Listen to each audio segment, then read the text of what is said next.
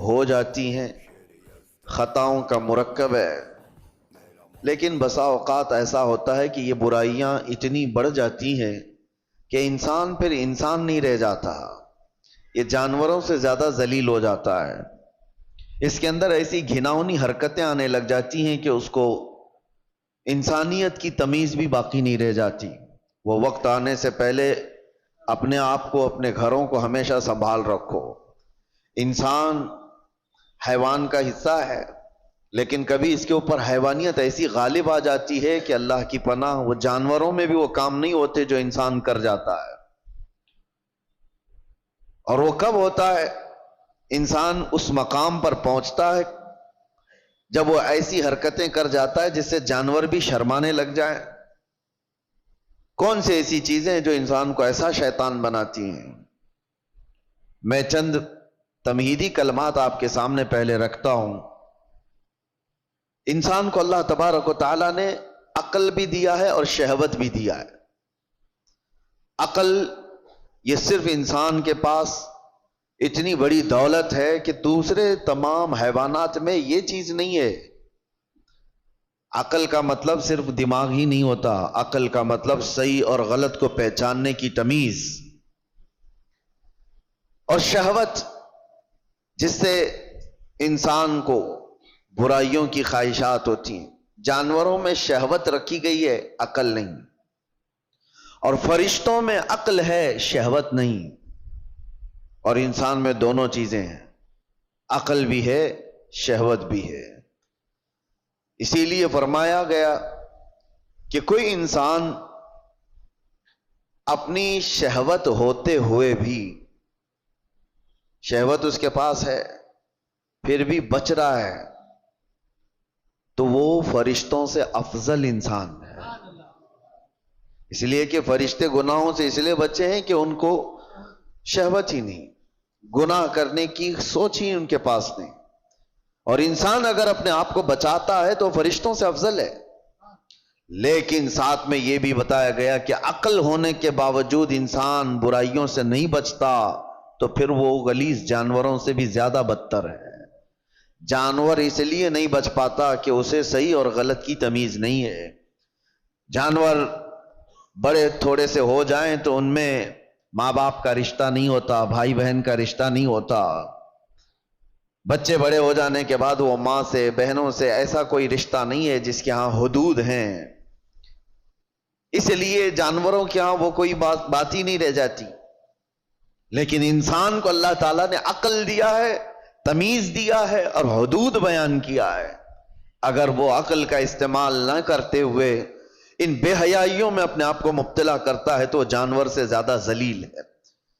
اب ہمیں خود کو معلوم کر لینا چاہیے کہ ہم کون سی کیٹیگری میں آتے ہیں، شہوت کے غلام ہیں یا پھر عقل کا استعمال کر کے گناہوں سے بچنے والے لوگ۔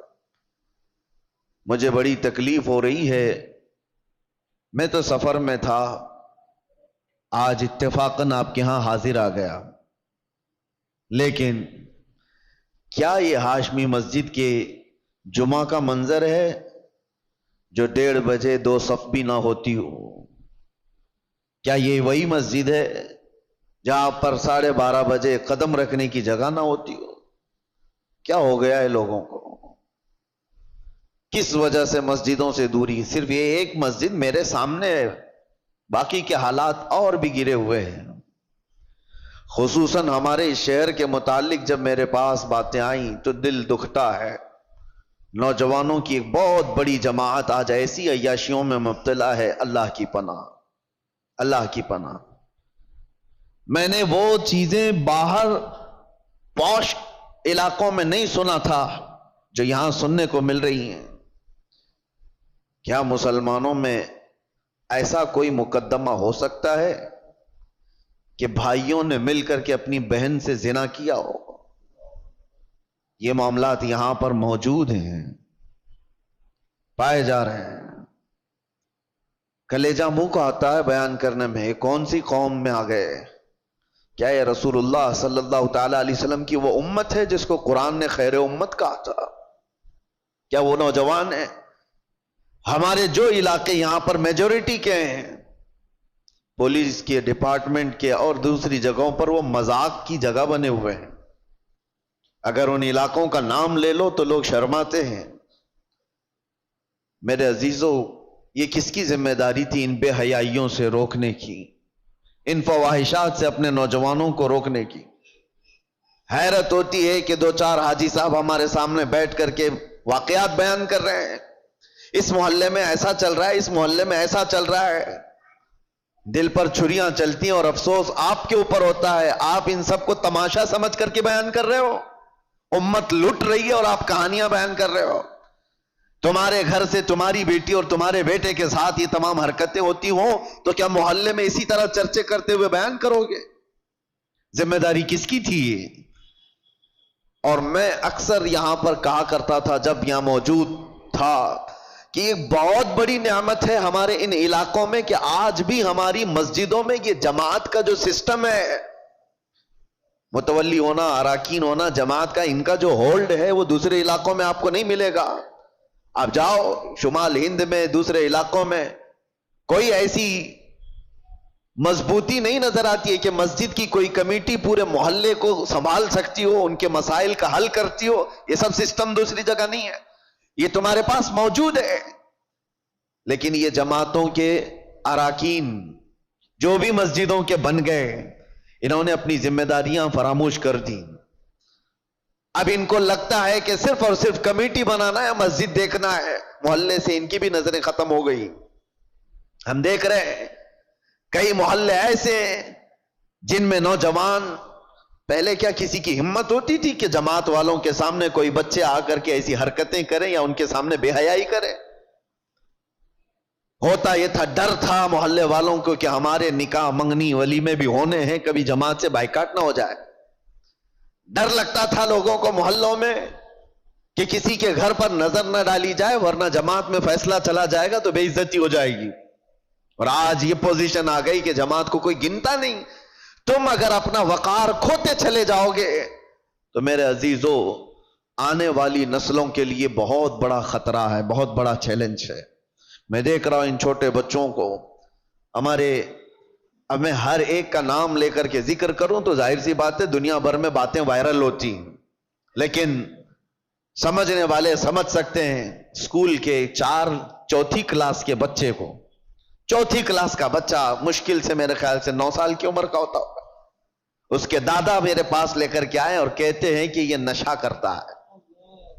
मैं कहा कौन सा नशा करता है ये? कौन सा नशा? नशा तो लोग बीड़ी सिगरेट गुटखा को भी समझ जाते हैं, बोलते हैं।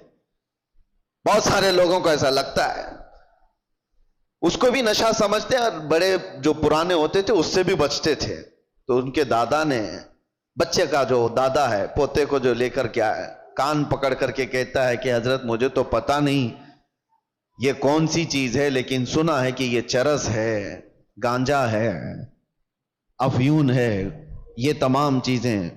हैरत हुई, 9 साल का बच्चा से पूछा कहां से तुम्हारे पास ये सब चीजें आई? कहा स्कूल में तो मिल जाती हैं, बाहर से कोई भैया आते हैं और दे भी देते हैं। मेरे अजीजों, जिम्मेदारी का एहसास करो। ये वो बच्चे हैं जो उम्मत का मुस्तकबिल हैं। दर्द होता है इन नौजवानों को देख करके। मेरे मुस्तफ़ा करीम सल्लल्लाहु ताला अलैहि वसल्लम की ये भोली उम्मत, जिसके लिए मेरे आका रात रात भर खड़े होकर के रोया करते थे, आज वो उम्मत का यह हाल है कि अपने नबी रहमत सल्लल्लाहु ताला अलैहि वसल्लम की तालीमात को पीठ पीछे डाल चुकी। हालात ऐसे कि नौजवान आज यही सोच करके बैठ गए, जैसी इनकी उम्र 16 साल के ऊपर होने लगी, सबसे पहला इनका काम है कि कोई लड़की को फांस लिया जाए, उससे मुआशका करें, इश्क की दास्तानें लिखी जाएंगी। यही सारी जिंदगी के मकासद हैं तुम्हारे। 16 साल तो मैं बहुत दूर की बात कर रहा हूं, अब तो स्कूल के छोटे से बच्चे ये तमाम फंडे हल करके बता देते हैं। फेसबुक, इंस्टा, ये तमाम चीजें छोटे छोटे बच्चों के हाथों में मौजूद है, और वो पुराने जमाने के बूढ़ों से ज्यादा जानते हैं। बेहयाइयों का दौर आ गया। अब मुझे वो हदीस याद आती है, अभी जस्ट मस्जिद में आते हुए कब्रस्तान के पास से गुजर रहा था, دماغ میں یہ ساری باتیں گھوم رہی تھی جب کسی نے آ کر کے مجھ سے یہ کہا کہ یہاں وہ معاملہ بھی ہے کہ بھائیوں نے بہن کے ساتھ زنا کیا ہے۔ قبرستان دیکھتے ہوئے مجھے میرے مصطفیٰ کی وہ بات یاد آئی۔ اللہ کے نبی صلی اللہ تعالی علیہ وسلم نے ارشاد فرمایا تھا، ایک دور تم پر ایسا آئے گا کہ تم قبرستان کے پاس سے گزرو گے تو تمہیں یہ خیال آئے گا کاش میں اس میں ہوتا تو زیادہ اچھا ہوتا، کیونکہ جو جا چکے، جو دفن ہو چکے، وہ بہت سارے فتنوں سے محفوظ ہو گئے ہیں۔ ہمارا حال ہے ابھی مقابلے کا، ہمیں یہ چیلنجز کا مقابلہ کرنا ہے۔ گناہوں کا ایسا دور دورہ ہے، کس سے کہا جائے۔ کبھی اس بات کا بھی ڈر لگتا ہے کہ پوری جماعت امت مسلمہ کو اپنے ٹارگٹ پر رکھی ہوئی ہیں۔ تمہیں کیا نہیں پتا، آج نہیں دیکھتے ہو کہ اس صبح سے شام تک سوشل میڈیا بھرا ہوا دکھتا ہے، اسلام کو گالیاں دینے والوں کی ایک انبار ہے۔ نبی پاک صلی اللہ تعالی علیہ وسلم پر نشانے نہیں بنائے جاتے۔ آج ٹی وی کھولو، کسی چینل کو دیکھو تو اسلام کا مذاق اڑانے والے کتے بیٹھے ہوئے ہوتے ہیں، بھونک رہے ہوتے ہیں۔ قرآن کی آیتوں پر ڈسکشن چل رہا ہے، اذان کو لے کر مسائل اٹھائے جا رہے ہیں، کلمے پر بات آ گئی، تمہیں سب پتہ ہے۔ اور ان حالات میں جب گھر کو آگ لگی ہوئی ہے، نوجوان بچے عیاشیوں میں مبتلا ہے، یہ لڑکیوں کو پھنسانے میں مبتلا ہے، فیس بک چیٹ کرتے ہوئے پوری راتیں گزارنے میں مصروف ہیں۔ اور ان حالات کا کون ذمہ دار ہے؟ میرے عزیزوں، صرف ہماری تقریریں نہیں، امت کا اپنا اپنا حصہ اسے ادا کرنا ہوگا۔ جو جس چیز کا ذمہ دار ہے وہ ذمہ داری نہیں ادا کرے گا تو قیامت کے دن سوال ہوگا، کلکم راعٍ وکلکم مسئول عن رعیتہ۔ میرے آقا نے فرمایا تم میں سے ہر ایک نگہبان ہے اپنے نیچے والوں کا، قیامت کے دن تم سے سوال ہوگا تمہارے نیچے والے بگڑے کیوں تھے، تم سے جو ماتحت تھے وہ بگڑے کیوں تھے۔ باپ سے اس کے اولاد کے بارے میں پوچھا جائے گا، استاد سے اس کے شاگردوں کے بارے میں پوچھا جائے گا، محلے کے بڑے ذمہ دار سے اس کے محلے والوں کے بارے میں پوچھا جائے گا، تمہارے آس پاس رہنے والے بگڑے کیوں تھے۔ یہاں ذمہ داری کا احساس کرو۔ اب تو یہ بھی ڈر لگنے لگا، پہلے کا وہ سنہرا ماحول تھا، ہم کسی محلے سے گزرتے تھے تو اصلاح کرنے والوں کی ایک بڑی جماعت نظر آتی تھی، نماز جانے والوں کی ایک بڑی جماعت نظر آتی تھی، ٹوپیوں والے، نئے نئے نوجوان داڑھیوں والے بھی نظر آتے تھے۔ آج خال خال ہے۔ ہو سکتا ہے میری یہ باتیں کچھ کو لوگوں کو بری لگ رہی ہوں گی، تبلیغ کرنے والے بہت سارے مبلغین بھی بنتے تھے، اپنوں میں سے ہی تو بنتے تھے مبلغین، وہ کہاں چلے گئے؟ انہوں نے بھی اپنا سیف زون بنا لیا کہ ہم اپنے حلقے میں رہیں گے، باقی دنیا جائے بھاڑ میں، مر رہی ہے قوم تو جائے، اس کو کون دیکھے۔ وہ اصلاح کا شعبہ بھی چھوڑ دیا گیا ہے، اور اب تو اصلاح کرنے والے ہمارے محلے سے بھی نہیں گزر رہے ہیں۔ اب سنو حدیث، میرے آقا صلی اللہ علیہ وسلم نے فرمایا تھا، اسی زمانے کے لیے شاید، حضور فرماتے ہیں ایک وقت ایسا بھی آئے گا کہ جو اصلاح کی بات کرے گا، جو ایمان کی بات کرے گا، لوگ اس کو اتنی تعجب سے دیکھیں گے جیسے چور کو دیکھا جاتا ہے۔ داڑھی والے کو، ٹوپی والے کو، اصلاح کی بات کرنے والے کو، حضور فرماتے ہیں جیسے زنا کرنے والے کو عیب سے لوگ دیکھتے ہوں گے، تانا دیں گے، اسی طرح سے ایک وقت ایسا آئے گا کہ مومن کو تانا دیا جائے گا، یہ دیکھو یہ مسلمان ہے، یہ دیکھو یہ ٹوپی والا ہے، یہ داڑھی والا ہے۔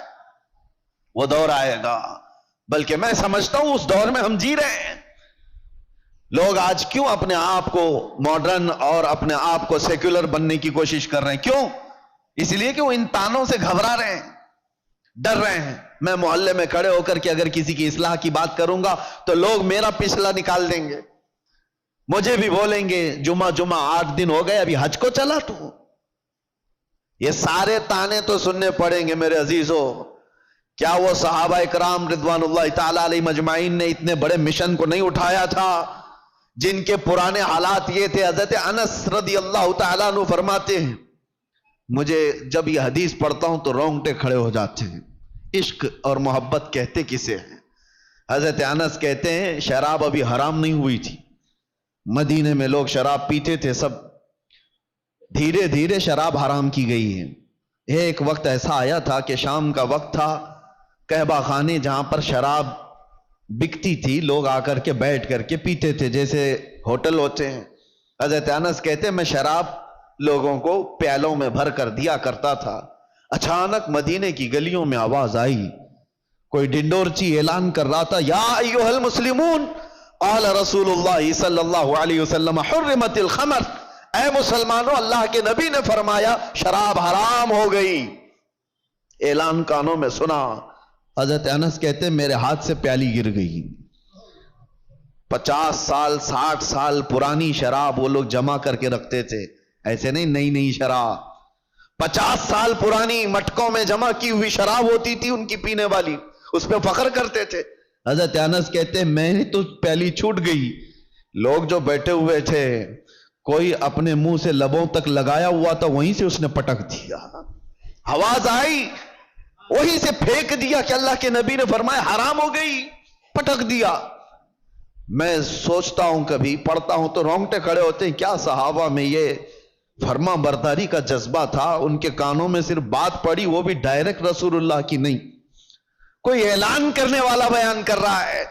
وہ یہ سوچ تو سکتے تھے کہ ابھی قانون آیا ہے، امپلیمنٹ ہونے میں ٹائم لگ سکتا ہے، آج کا تو پی لیں، کل جا کر کے حضور سے بات کر لیں گے کہ صحیح میں حرام ہوئی یا نہیں، کنفرمیشن کے بعد چھوڑ دیں گے.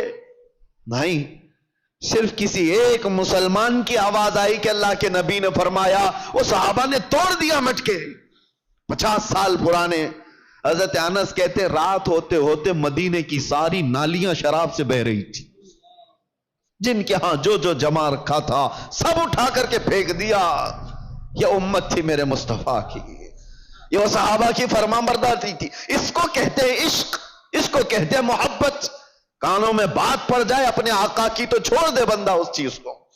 کیا آپ تب کو یہ نہیں پتا ہے کہ گناہوں کے اڈوں پر جانے کی اجازت اسلام نہیں دیتا؟ میرے آقا صلی اللہ تعالی علیہ وسلم نے شراب حرام کی ہے، نشہ حرام ہے. تو وہ نوجوان کیسے آج نشہ کو چھوتا ہے، اپنے نبی سے محبت کی دعوے کرتا ہے؟ محبت ہے ہی نہیں، عشق کی بات ہی نہیں.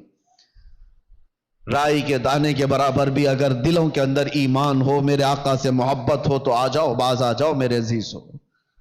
اے نوجوانوں، وقت بہت تیزی سے ڈھل رہا ہے، آپ کو پتہ بھی نہیں.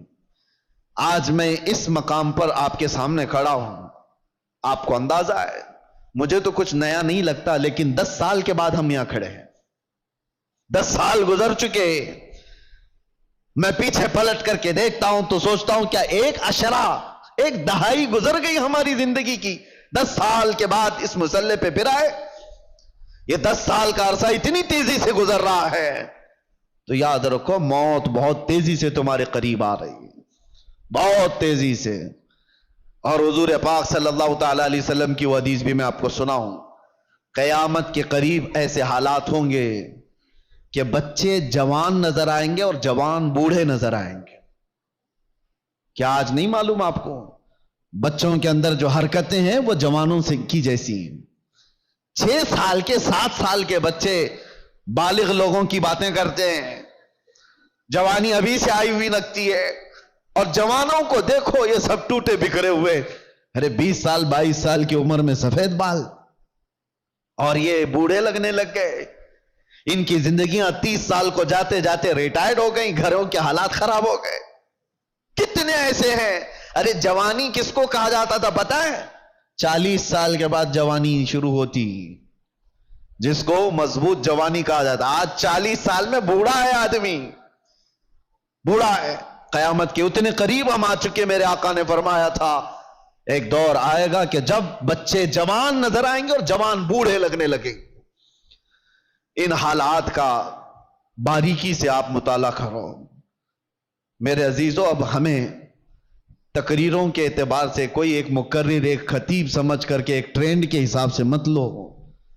میرے پاس اب وہ فن بھی نہیں ہے، نہ میں اپنے الفاظ سے چمکا کر کے کسی کے اوپر دباؤ ڈالنے کے لیے تقریریں کرتا ہوں. نہیں، ایک درد نکلتا ہے آج امت کے لیے خاص طور پر. بہت جلدی وہ دن بھی آ جائے گا، شاید اعلان ہو جائے کہ ہم بھی مر گئے، دنیا سے نکل گئے. جتنے دن ہمارے باقی رہ گئے کبھی یہ خیال آتا ہے کہ بارگاہ مصطفیٰ صلی اللہ علیہ وسلم میں جانا تو طے ہے، مرنے کے بعد قبر میں منہ دکھانا تو طے ہے۔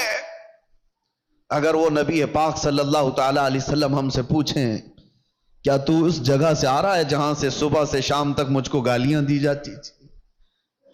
کیا تو اسی محلے سے آ رہا ہے جہاں لوگ ماں اور بیٹیوں کی عزت بھول چکے تھے؟ زنا اتنا عام ہو چکا تھا کہ جانور بھی اس طرح کا جوڑا نہیں کھاتے۔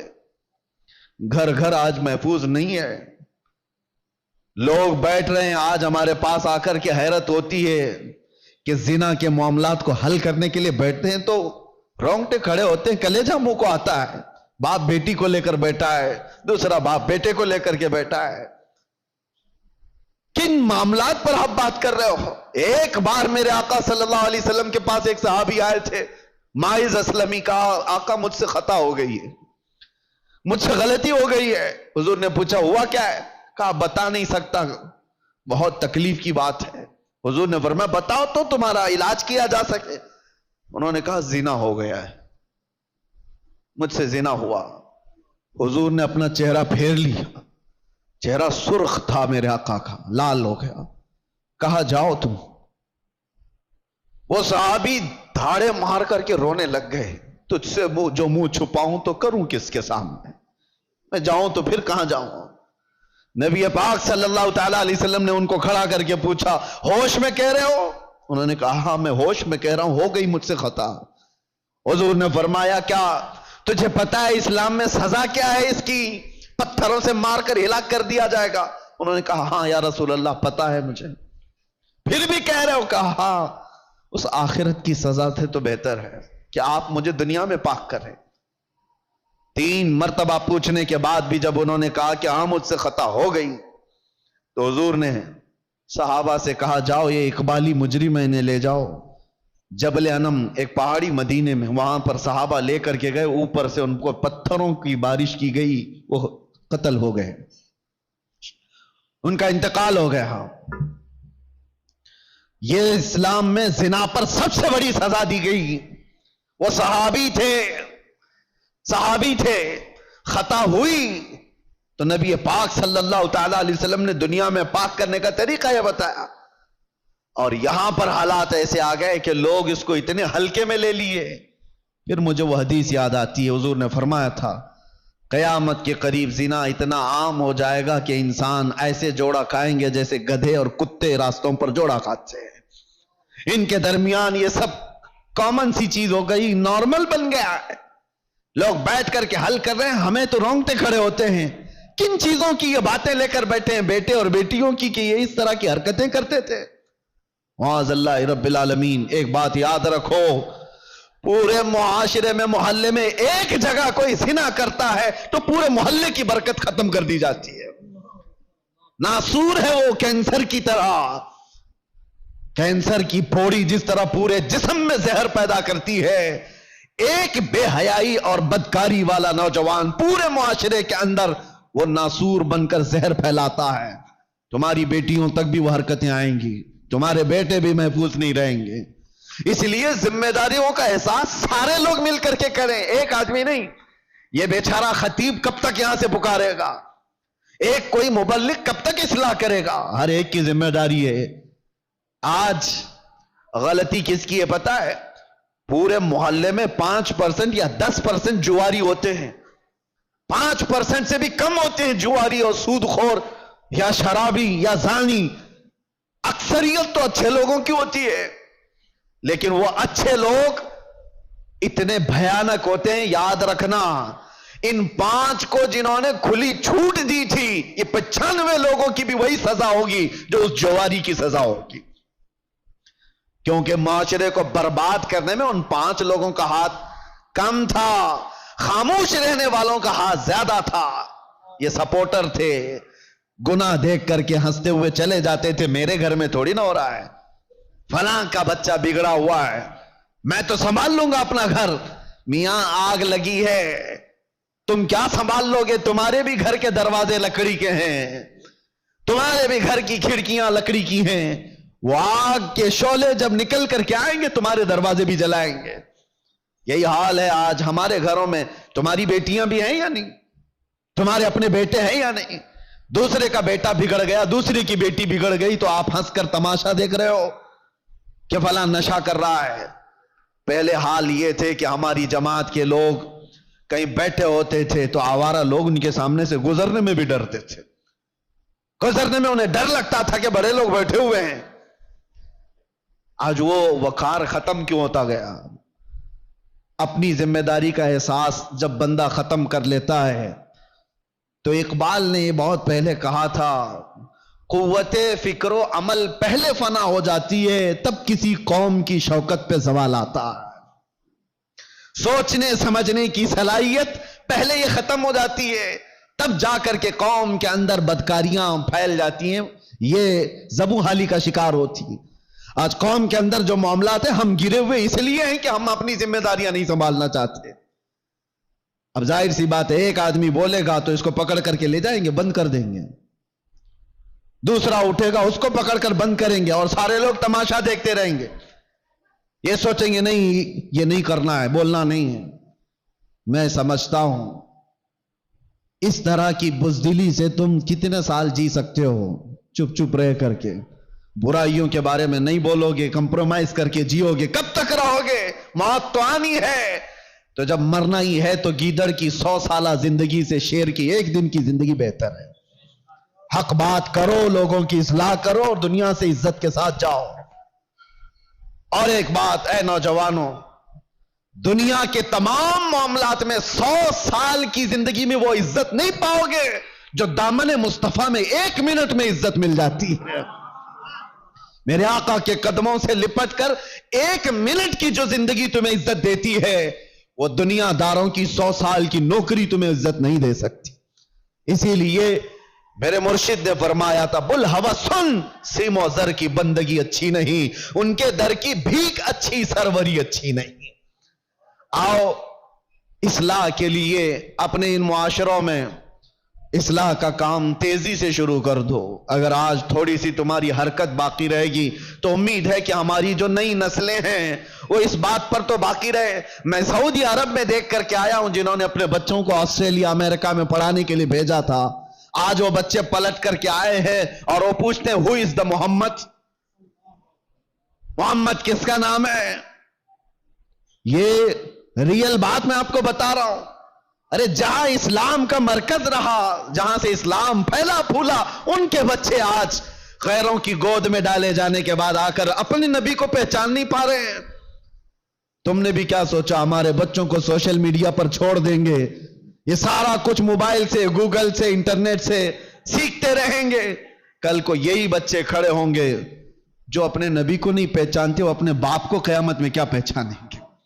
اور تمہارے مرنے کے بعد کیا ہی سالے ثواب کر سکیں گے؟ ادھر تمہارا جنازہ لا کر کے رکھا گیا ہوگا، تمہارا بیٹا باہر کھڑے ہو کر کے انتظار کر رہا ہوگا، نماز ہو جائے گی تو اٹھاؤں اور ڈا کر کے دفن کر کے آؤں. اسے توفیق بھی نہیں ہوگی کہ وہ تمہارے لیے جنازے کی نماز پڑھ سکے. کیوں ایسے معاشرے میں جینے کی ضرورت ہے؟ ہمیں جو رسول اللہ صلی اللہ علیہ وسلم نے معاشرہ عطا کیا اس معاشرے میں امن بھی ہے، عزت بھی ہے، وقار بھی ہے. آؤ واپس سے پھر اس ماحول کو بنانے میں آپ سب سترک ہو جاؤ، متحرک ہو جاؤ. ہر محلے کے نوجوانوں سے میں گزارش کروں گا تم 5 ہی صحیح 10 ہی صحیح کھڑے ہو جاؤ ذمہ داری لے کر کے کہ ہم اپنے محلے میں بے حیائیاں نہیں ہونے دیں گے. انقلاب آئے گا میرے عزیزو. تم یہ مت سوچنا کہ ہم 5 اور 10 لوگوں سے کیا ہوگا. تم اپنی طاقت پر کبھی مت جانا، اس لیے کہ وہ رب العالمین ارحم الراحمین، اس کی طاقت کا تمہیں اندازہ بھی نہیں ہے، اس کی طاقت کا اندازہ نہیں ہے. آج سے 5 سال پہلے ہبلی کی ایک مسجد سے 50 لوگوں کے بیچ میں نے ایک پاکھنڈی کو اعلان کیا تھا. آپ کو پتا ہوگا ہم نے یہاں سے موبائل کا چیلنج کیا کیا تھا. یہ رب العالمین کا کرم ہے کہ پوری دنیا کے خطے خطے میں وہ آواز پہنچائی گئی، جس کو پہنچنا تھا اس کو بھی پہنچی. تو کبھی یہ مت سوچنا کہ میرے ایک کے چاہنے سے کیا ہوگا. بہت کچھ ہوتا ہے. آواز اٹھا کر کے تو دیکھو، اصلاح کے لیے کھڑے ہو کر کے تو دیکھو. بازو ہمارے کمزور ہیں، رب العالمین کی طاقت کمزور نہیں ہے. تم اگر کھڑے ہو گئے اصلاح کے لیے تو اللہ تعالیٰ غیب سے اسباب پیدا فرمائے گا. ایک نہیں مانے گا، دو نہیں مانیں گے، ہو سکتا ہے کوئی تو جیالا ہوگا جو تمہاری دعوت پر لبیک کہے گا. تم اپنے گھر کی دعوت تھوڑی نہ دے رہے ہو. اگر 5 نوجوان کھڑے ہو گئے ہر محلے سے اور وہ دوسرے بچوں کی اصلاح کے لیے کوشش کرتے رہے، خدارہ کبھی یہ مت کہنا کہ ہماری ٹیم میں آ جاؤ، ہماری ٹیم میں آ جاؤ، ہماری تنظیم میں آ جاؤ. ایک بات میں بتاتا ہوں، اس امت کی ایک رگ کو میں جانتا ہوں، یہ جتنی بھی بگڑی ہوئی ہو، باپ کا واسطہ، ماں کا واسطہ، استاد کا واسطہ، پیر کا واسطہ، ہو سکتا ہے ناکام ہو جائے. بگڑے ہوئے نوجوان کو ایک بار آمینہ کے لال کا واسطہ دے کر کے دیکھو، ایک بار میرے مصطفیٰ کے نام کا واسطہ دے کر کے دیکھو، اللہ تبارک و تعالیٰ اس کے ذہن و دماغ میں محبت پیدا کر ہی دے گا. یہ بگڑا ہوا ہے لیکن آج بھی اپنے نبی سے محبت رکھتا ہے، اور اسی محبت کا واسطہ دے کر کے اصلاح کا کام کرو. ورنہ آج جو میں سن کر کے آیا ہوں، کھڑے ہونے کی ہمت بھی نہیں تھی، اتنی دیر میں بول لیا، کھڑے ہونے کی ہمت نہیں تھی. بتاؤ میرے عزیزو، جس کے علاقے میں آ کر کے اس کو یہ خبر دے دی جائے کہ آپ کے علاقے میں بھائی بہن سے زنا کر رہا ہے، اسے بولنے کی کیا جرأت ہوگی؟ اسے کھڑے ہونے کی کیا طاقت ہوگی؟ دل دکھتا ہے. امت مصطفیٰ صلی اللہ تعالی علیہ وسلم اس پوزیشن پر آ گئی کہ ہم غیروں میں بھی یہ بات نہیں سن پاتے، غیروں میں یہ بات نہیں سن پاتے. مسلمانوں کے گھروں میں یہ چیز ہو سکتی ہے. اس لیے آج میرا یہ پیغام ہے، اگر سارے لوگ ذمہ داریوں کا احساس نہ کریں گے تو کل کو پکڑ ہماری بھی اور تمہاری بھی ہوگی. جماعت کے اراکین، اپنی ذمہ داریوں سے بھاگو مت.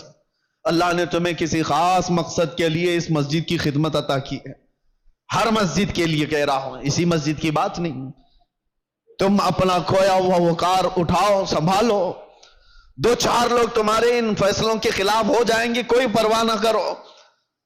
تم اگر اس زمام کو مضبوطی سے پکڑ لو گے کہ معاشرے میں ان بے حیائیوں اور گندگیوں کو ہم ہونے نہیں دیں گے، تو ہو سکتا ہے 2-4 لوگ مخالف ہوں گے، لیکن دیکھنا اللہ تعالیٰ تمہاری غیب سے مدد کے لیے فرشتوں کو اتارے گا کہ امت مصطفیٰ کی اصلاح کے لیے بیٹھا ہوا ہے. دنیا کوستی ہے تو کوسے، لیکن آپ اپنی ذمہ داری پوری کرو. کوئی بچہ بگڑتا ہے تو معاشرے کے ذمہ دار اراکین جماعت اس کا بہت باریکی سے جائزہ لے اور اس پر پکڑ بنا ہے، ورنہ ہاتھ سے نکل جانے کے بعد پھر اصلاح نہیں ہوتی. اللہ تبارک و تعالی ہم کو خیر امت میں جس طرح سے رکھا ہے، ہمیشہ خیر امت کے اس لقب کو سنبھالنے کی توفیق عطا فرمائے. رب تبارک و تعالی ہمارے اس بگڑے ہوئے معاشرے کو پھر سے اصلاح کی توفیق عطا فرمائے. یا رب العالمین، یا اکرم الاکرمین، تیرے دربار میں عاجزانہ فقیرانہ التجا ہے کہ مولا ہم ویسے ہی بغیر کسی قیادت کے بھٹکے ہوئے ہیں. اللہ ہم کسی کے ساتھ کوئی بغیر مرکزیت کے آوارہ ہے. اے اللہ تو بھی ہمیں تنہا نہ چھوڑ دے. تیرے نبی کا واسطہ مولا اس امت کو اس یتیمی کی حالت میں تنہا نہ چھوڑ. ہمارے معاشرے میں غیب سے اصلاح کرنے والوں کی جماعت پیدا فرما. اے اللہ علماء صالحین کو ہمارے درمیان پیدا فرما. ہماری قوم کو اور ہمارے بچوں کو تیرے حبیب پاک کا سچا شہدائی بنا دے. اے اللہ اے کریم خدا، جن بے حیائیوں اور برائیوں سے ہمارا کلیجہ منہ کو آتا ہے، ان بے حیائیوں اور برائیوں سے ہمارے گھروں کے دروازوں کی حفاظت فرما. یہ بے حیائی ہمارے گھر کے دروازوں پر دستک نہ دے. ہماری اولاد، ہماری بہنیں، ہماری مائیں سب کی